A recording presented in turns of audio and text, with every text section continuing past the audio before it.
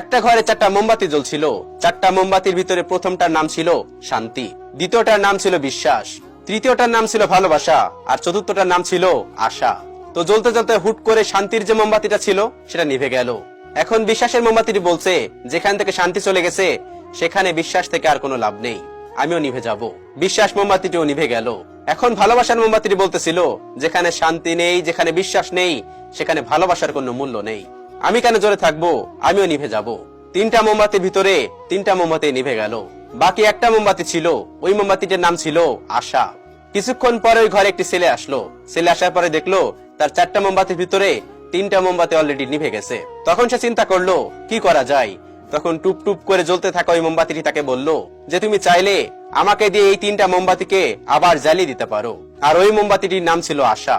তো ওই ছেলেটি ওই আশা নামের মোমবাতিটি দিয়ে শান্তি, বিশ্বাস ও ভালোবাসা 3টা মোমবাতি জ্বালিয়ে দিল। তো এই গল্প থেকে আমরা কি শিখলাম?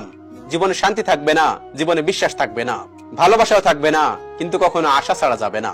এই আশার দৌড় অনেক দূর পর্যন্ত। এই আশা দিয়ে আপনি অনেক কিছুই করতে পারবেন। কখনো আপনি আশা ছাড়বেন না। কি হয়েছে, কি হবে আর কি হয়েছিল এগুলো কখনো চিন্তা করা যাবে না।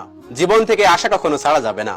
আল্লাহ তাআলা আমাদের সকলকে বোঝার তৌফিক দান করুন, আমিন।